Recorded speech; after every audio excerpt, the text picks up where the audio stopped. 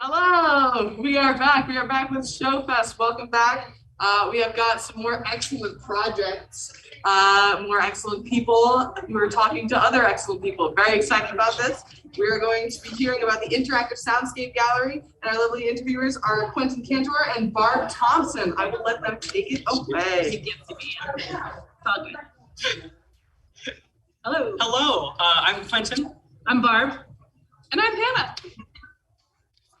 Well, first things first, congratulations on finishing your project. This insane achievement. That's always the hardest part, but yeah, so congratulations. Thank you so much. And I have to say, I really enjoyed watching it. I found it very interesting, combining all the senses into a thing that makes you actually think about the art and feel the art. But I was just curious, what made you get interested in this interactive, immersive museum space? Yeah, so I really grew up in the museumscape. I loved going to museums as a kid, especially the museum of science with their musicals theaters. Yep. And I was really sad when they shut that down. So I've been looking for ways to see how other museums have been doing it. They really haven't until the pandemic.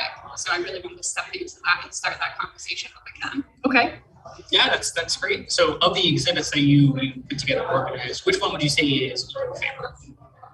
It's definitely like the little theater that had the cutouts and the different layers and the shrubbery as well, because it just felt it felt alive rather than just having technological components bring it to life. That one feels very alive, even when you don't have the sound or anything else, because it is a three-dimensional space. Yes. But how, obviously you can't cut apart somebody's art. No. So That's now the new way to see the Mona Lisa. It's just a mosaic. So is there ways that you would apply that to more traditional flat artwork or? Yeah. Okay. So like I actually have the copy of the original artwork at my apartment. Okay. And so we were able to make copies of it to cut up. Okay. And you would be able to show it alongside the original artwork. Okay, that makes sense, because you had mentioned something that in the video. You mentioned something along those lines of having a standard art, but I didn't know that was. I hadn't never seen the original artwork, so I wasn't familiar with it. Yeah. So other than the favorite one, which one would you say was the most difficult to put together? Definitely the tactile one where we had a control pad, and the way it just worked was we had an Arduino connect to copper tape to be able to apply pressure on both sides of the canvas, but it was actually trying to align it up on screen that was the hardest, and just we had to cut it up into 4 different squares using 4 different type of images, and it was just really frustrating at times. Okay. Yeah, we got together, so that's great. Yeah, it worked. Literally right before the exhibit opened, we got it to work. And it didn't break down in the middle of the exhibit. That's what I'd always be afraid of. Yeah. Oh, but we got through it. I saw the one that you had for us today that was physically there was the one that got really close up. I don't know if we looked into it. Yeah. Do you want to tell us more about your inspiration for that specific piece? Yeah, so when you kind of enter the museumscape, you're just standing in front of a wall, and that's not necessarily interesting for a lot of people. And so I wanted to kind of make it feel as if you were stepping into a separate room and you were just looking at what was happening as if you were there yourself. So I couldn't take a room on campus and deck it out like You prison. just put it on some little wheels and just move all the go for it. So I had to put it in a little box, and I really wanted it to feel and also sound like you were there. So a little contained mini room. Yep. Is that lithograph the true to life size of the actual piece of art? The one No, it's slightly okay. smaller. Okay. Yeah. Because when I was trying to stick my head in the box over there, Just it was a do it. little small. Like it was just enough too small that I was like, well, and just enough too low down to the ground. I was like crouching down, trying to stick my head in and see.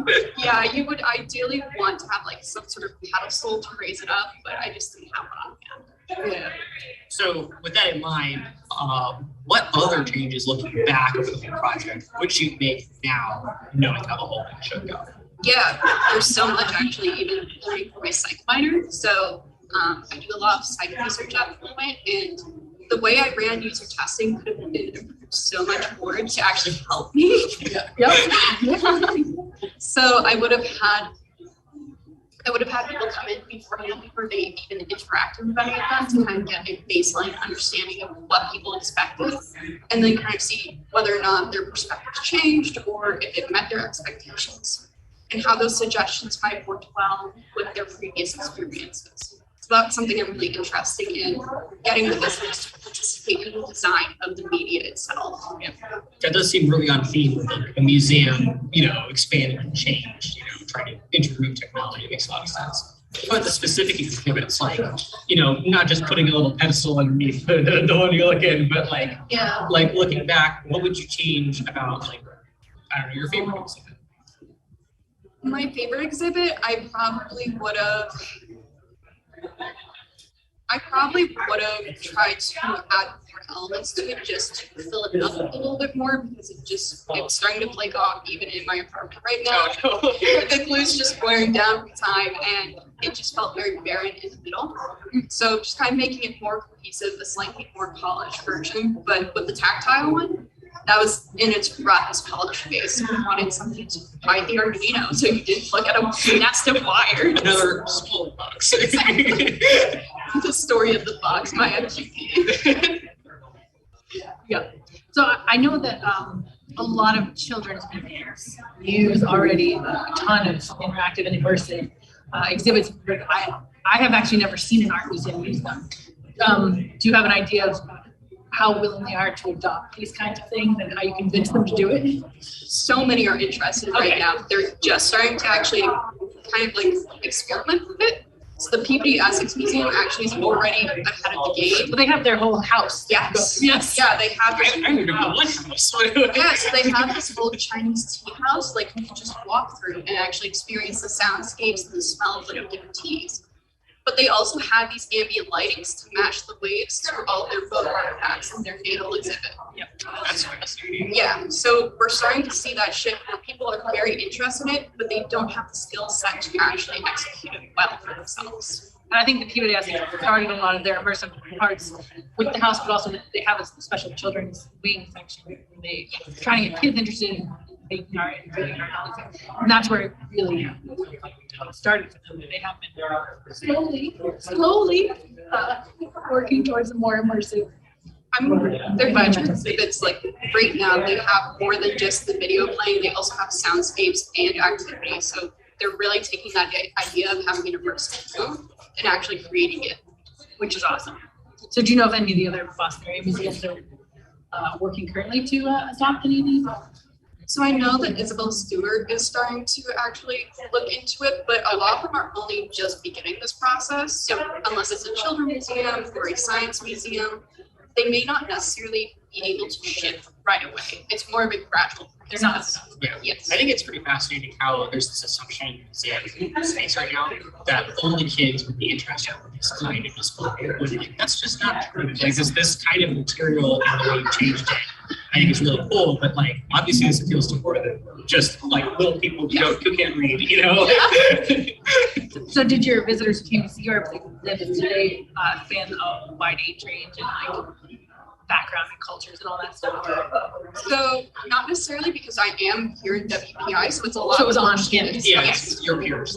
Yeah. A lot of college students and a lot of professors, so age range is kind of limited. We did have some difference in cultural backgrounds, but I actually worked with the Worcester Art Museum before to make an app for one of their museum exhibits. Wow, that's great. And so it ranged from children to elderly individuals who had to learn how to design the language and the layout, so it was both age groups were able to use it. Yeah. Well, I think we're almost out of time, but I have one last question. Yeah. Is there an exhibit that you wanted to make, but just couldn't figure out how to do it or couldn't get the materials together? One last piece. I really wanted to include a video. I really wanted to include a video of the modern day types of, the theme was types of loves shown in different types of distress. I really wanted to grab news clips, social media footage to actually see the world and actually put names and faces to what you were seeing. It's closer to what the participatory audience would understand. Yes. Well, that's great. I think we're just out of time here. Yeah. You did an excellent job. Congratulations. Congratulations. Yeah, it's Thank wonderful. you. Thank you so much for having me. And thank you so much for sharing this. Yeah, of Yeah. course. You can go get out of here. Yeah. You're all done. So